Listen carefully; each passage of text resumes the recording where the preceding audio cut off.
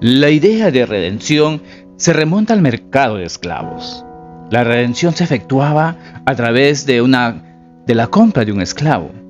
De igual manera, Dios libró a Israel de la esclavitud en Egipto. Sin embargo, lo sacó con el fin que le reconocieran como su Señor y le sirvieran.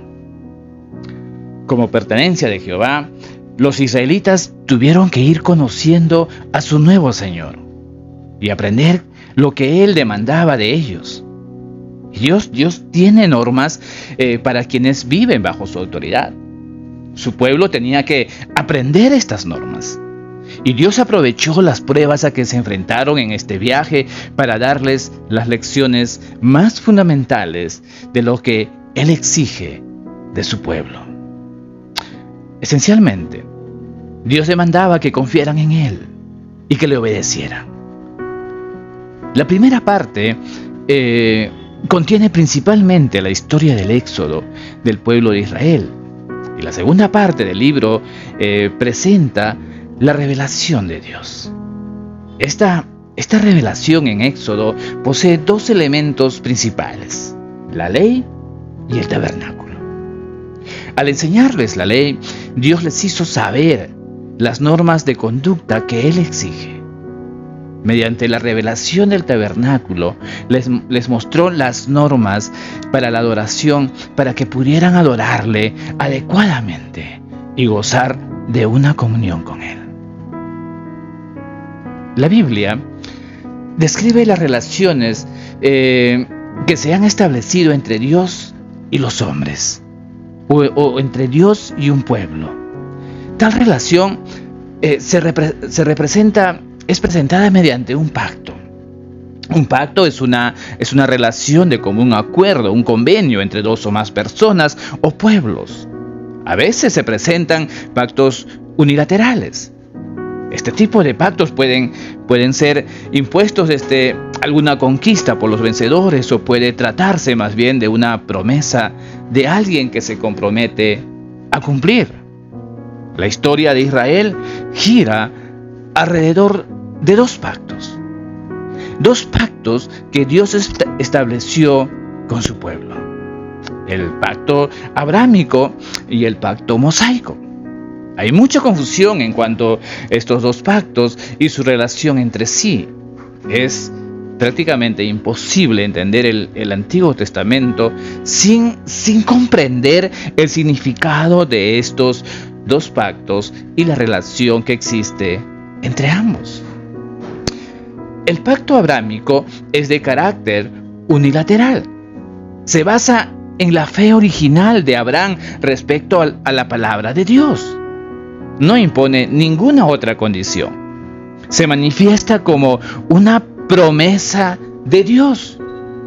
La promesa que Dios hace a Abraham de que su descendencia, dice, será grande. Y la promesa de concederles una tierra donde habrán de habitar, y la promesa de su bendición. Esta promesa es eterna, incondicional. Sin embargo, después de más de 400 años, Dios estableció un nuevo pacto, un pacto bilateral con Moisés. Y esto ha confundido a muchos. El apóstol Pablo señaló que es imposible que este pacto anule el pacto anterior que Dios contrajo con Abraham. Gálatas, en el Nuevo Testamento, mira lo que dice Pablo. Pablo lo va a dejar tan claro que nosotros podamos entender de qué se trata este pacto. Entre los versos 17 y 18 del capítulo 3 de Gálatas, dice, acompáñenme ahí en el Nuevo Testamento, dice, esto pues, dice, digo, el pacto previamente ratificado por Dios para con Cristo, la ley que vino 430 años después, dice, no lo abroga para invalidar la promesa, porque si la herencia es por la ley, ya no es por la promesa, pero Dios la concedió a Abraham mediante la promesa. Entonces, cuando vemos este pacto, es que Dios dice se la concedió a Abraham. Era una promesa de Dios hacia Abraham. Ahora, el pacto mosaico se presenta inicialmente en el capítulo 19 del Éxodo, ¿no? Y abarca hasta los capítulos 24. Y ahí está. Y se manifiesta el carácter bilateral de este pacto. Dios demanda la fe y la obediencia de su pueblo. A cambio de esa fe y obediencia, Dios promete bendecirles. Esta condición no anula la promesa hecha a Abraham. Israel ya tiene el derecho a la herencia que Dios le prometió, la descendencia, la tierra y la bendición.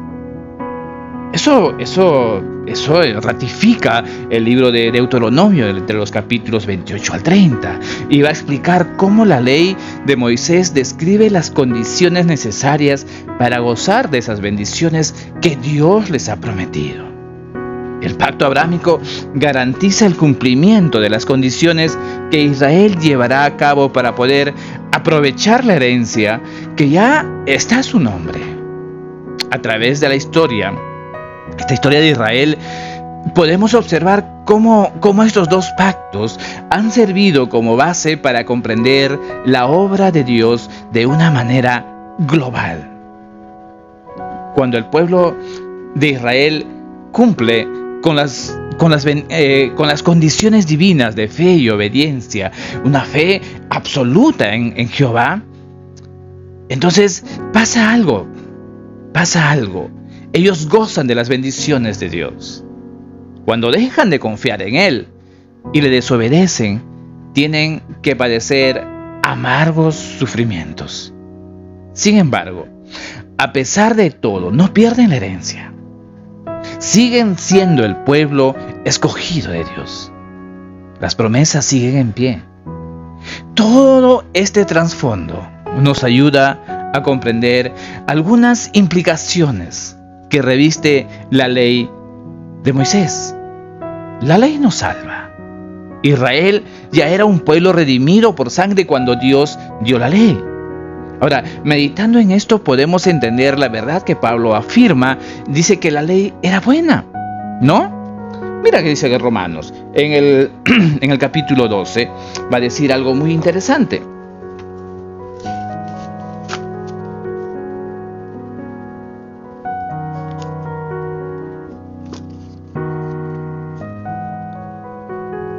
Romanos capítulo 7, en el verso 12, dice, de manera que la ley a la verdad dice es santa, y el mandamiento santo, justo y bueno. Entonces, aceptar esta ley no fue un error. No obstante, el pueblo se esforzaba por cumplirla mediante sus propios esfuerzos. Estaban engañados por no conocer su debilidad. Sin embargo, la debilidad de los hombres no destruye el valor de lo que Dios reveló en su ley. Mira, sigue diciendo el verso 13. Dice, luego, lo que es bueno vino a ser muerte para mí, se pregunta Pablo. En ninguna manera, dice, sino que el pecado, para mostrarse pecado, produjo en mí la muerte por medio de lo que es bueno, a fin de que por el mandamiento el pecado llegase a ser sobremanera pecaminoso. Porque sabemos que la ley es espiritual, Mas yo soy carnal, vendido al pecado. Porque lo que hago no lo entiendo, pues no hago lo que quiero, sino lo que aborrezco, eso hago. Dice, y si lo que quiero esto hago, apruebo que la ley es buena.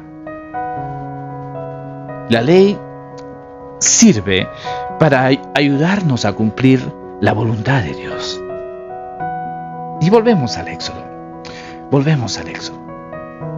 Después de 3 meses de viaje, Israel llegó a Sinaí, lugar donde se le reveló 2 aspectos importantes de su plan para con ellos: la ley y el tabernáculo. ¿Verdad? Está entre los capítulos 19 y hasta el 40. Va a hablar de esto, de la ley y el tabernáculo. Después de sacar a los israelitas de Egipto, Dios les reveló la base de la conducta que esperaba de ellos. Y la base de su conducta es la relación con Dios, definida brevemente en base a los pactos. Dios los llamó a ser su pueblo, les llenó de cuidados y los atrajo así. Por eso ellos debían de responder adecuadamente a su amor, sometiéndose a su autoridad y obedeciendo sus mandamientos.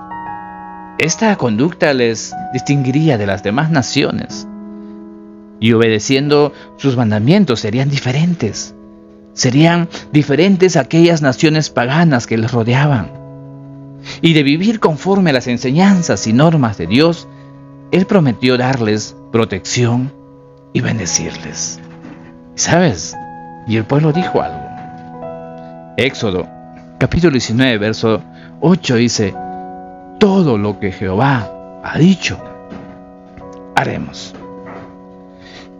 Ahora, ¿qué hubo de malo en la respuesta de Israel a Dios?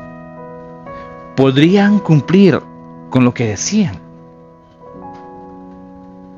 Después de enterarse de los elementos básicos del pacto, el pueblo se preparó para una ceremonia de inauguración y se establecía una nueva relación. Esta celebración fue algo serio.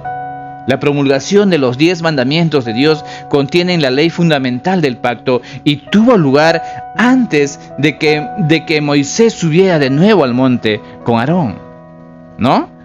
Dice, todas estas palabras, dice el verso 24 del capítulo 19, son las palabras que Dios contenía, ¿no? Son, dice, esas palabras contenidas de Dios. Y en los versos del 2 al 17, dice, se repiten nuevamente en Deuteronomio, en el capítulo 5. Si gustas, puedes buscarlo entre los versos 6 al 8. Dice, con algunas ligeras variaciones que no afectan el sentido. Y son llamadas las palabras del pacto, las 10 palabras, ¿no? La ley se resume en 10 mandamientos fundamentales que su pueblo habrá de obedecer. Ahora, los mandamientos definen la relación con Él, su Dios.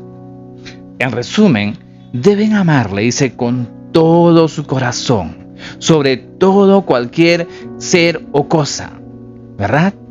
Y sobre la relación con sus semejantes también. Y deben amar a su prójimo, dice, como a uno mismo.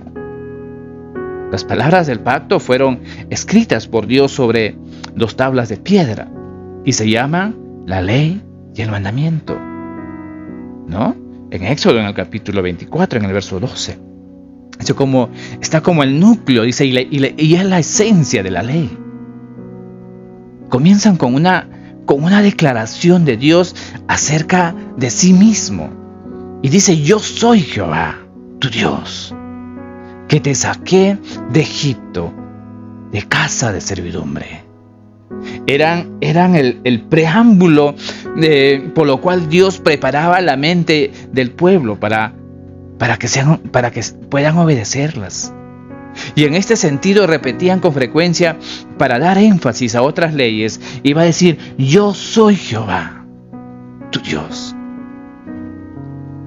Ahora, hermanos, cuando Dios se manifiesta, hace 2 días hubo una un evento, ¿verdad? Es un eclipse solar que se dio porque es parte de la naturaleza, de la creación divina, de cómo Dios muestra su soberanía en toda la creación.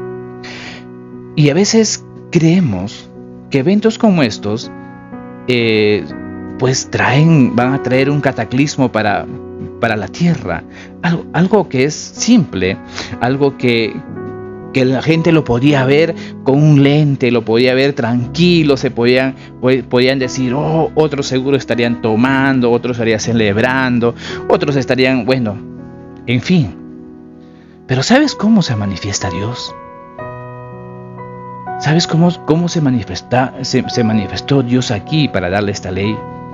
Para hacer que ellos puedan entender que era un Dios grande y soberano y poderoso. Eran terribles lo que se escuchaba, los fenómenos que estaban en medio de los cuales el Señor desplegó su majestad, causaron una impresión indescriptible en este pueblo de Israel. Los terribles fenómenos en medio de los cuales el Señor desplegó su majestad causaron tal impresión en el pueblo que estaba junto a la montaña que ya no querían que Dios les hablara más. Y rogaron a Moisés a través de sus ancianos que actuara como mediador entre ellos, prometiéndoles al mismo tiempo que le escucharían. Dice que Éxodo en el capítulo 19 dice que ellos, temblaron, se estremecieron y ni siquiera tuvieron la osadía de atreverse a acercarse a la montaña o subirla. Y dijeron, para que no muramos. Aunque habían descubierto que Dios habla con el hombre y sin embargo el hombre vive, sería tanto que eran carne, es decir, impotentes, frágiles y alejados del Dios Santo por el pecado, que tenían miedo de ser consumidos por este gran juego. Si escuchaban más la voz de Dios, entonces Moisés, para dirigir el santo temor del pecador ante la presencia del Dios Santo, expresado en estas palabras del pueblo, hacía el curso adecuado de una penitencia sana y duradera. Moisés primero eliminó el falso temor de la muerte con esta respuesta alentadora. Dice, no temas, no temas. Y luego agregó inmediatamente, porque Dios ha venido para probarte. Se refería a la prueba del estado del corazón en relación con Dios. Para que su temor, dice, esté delante de vuestros rostros, para que no pequéis. Para que no pequéis. No así como este evento de hace unos días, que la gente se divertía, la gente tomaba fotos, la gente ha grabado este evento. Pero otros fueron más allá. Otros tuvieron palabras de temor, ¿no? De infundir temor, de un temor falso, de algo que no es la realidad. Esa realidad de que cuando sea el momento que el Señor se manifieste, ¿saben qué dice las Escrituras? Que toda rodilla se doblará. Ahí no vas a estar con tu teléfono, ahí no vas a estar haciendo un vivo. No.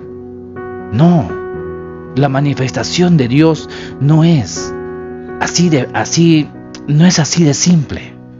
No es así. Dice, para que su temor esté delante de vuestros rostros, para que no pequéis. Es diferente a lo que la gente manipula, a lo que la gente toma un texto del Antiguo Testamento y lo quiere poner, quiere infundir un temor que no es el real. Ahora, Cuando pasó esto en el Éxodo, por esa misma terrible exhibición de su gloria, Dios deseaba inspirarles el verdadero temor de sí mismo, para que no pecaran por desconfianza, por desobediencia o resistencia a su guía y mandatos. El punto principal de los 10 mandamientos es que Dios merece el primer lugar en nuestra vida. En segundo lugar, debemos tratar a los demás de una manera justa. El Señor Jesucristo veía con los líderes del pueblo que interpretaban la ley de una forma literal y legalista. Y Dios quería un amor sin reservas, una entrega absoluta, de corazón. Y eso me lleva a preguntarme. Eso debe llevarnos a cada uno de nosotros a preguntarnos: ¿glorifica a Dios mi manera de vivir? ¿Sentimos los cristianos de hoy el temor de Dios? Y finalmente, Dios estableció las condiciones para la construcción del altar que serviría para adorarle. Éxodo en capítulo 20, entre los versos 24 al 26. Dice: altar de tierra harás para mí, y sacrificarás sobre él tus holocaustos y tus ofrendas de paz, tus ovejas y tus vacas. En todo lugar donde yo hiciere que esté la memoria de mi nombre, vendré a ti y te bendeciré. Y si me hicieres altar de piedras, no las labres de cantería, porque si alzares herramientas sobre él, lo profanarás. No subirás por gradas a mi altar para que tu desnudez no se descubra junto a él.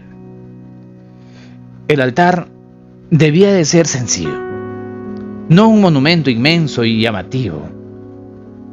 Su sencillez evitaría la tentación de adorar al altar, no como se acostumbra a hacer hoy. El propósito del altar era adorar al gran Dios con quien habían pactado. Tampoco debería haber nada que distrajera la atención y santidad de Jehová. Hermanos, la ley y el altar representan un recordatorio de que Dios es digno de toda la gloria. No la comparte con nadie.